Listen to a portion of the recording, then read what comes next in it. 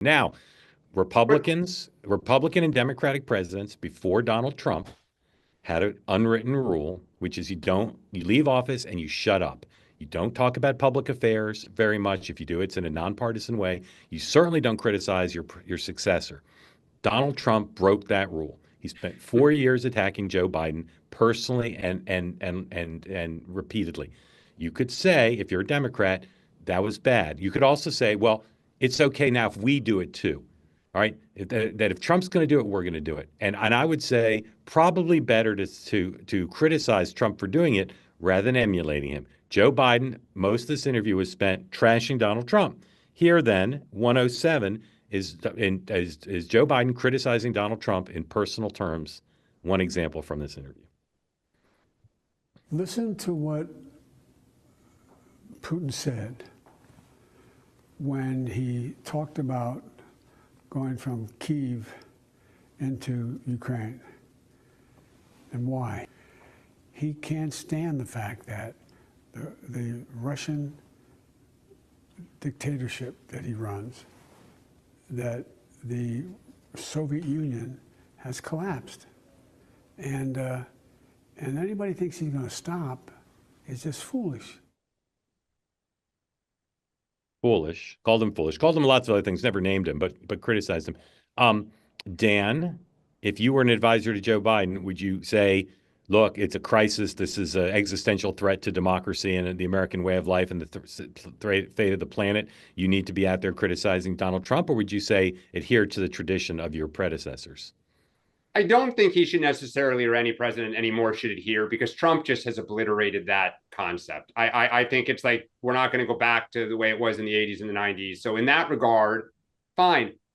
But think about what Trump first started going after Biden on. It was inflation, the crisis at the border when there were hundreds of thousands of people, streaming over, and the Afghanistan withdrawal, right? Kind of real debacles. The public was on his side. He was speaking, kind of for the majority of the country.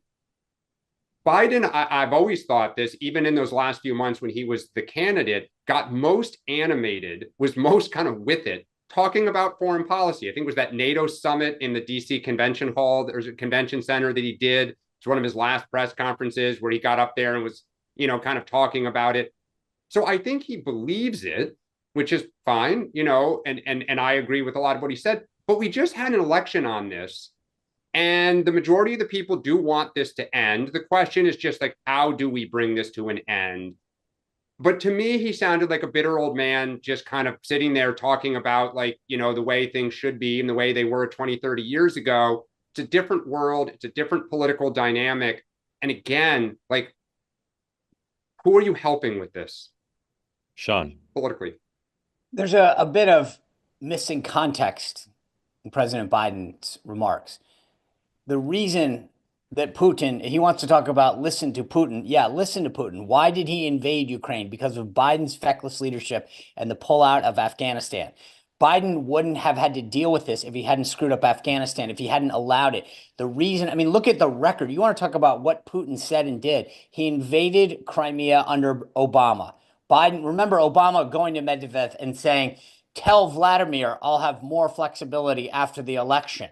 Right? Remember the reset button that Hillary Clinton carried. Remember the fact that it was under Biden that he invaded Ukraine. So if we want to look and listen to Putin, then listen and look at what he did during his tenure, during Obama's tenure. Because for 4 years under Donald Trump's first term, he did nothing. He feared Trump. So the bottom line is that Joe Biden should just go back to his beach in Delaware, sit under his umbrella, and read a book.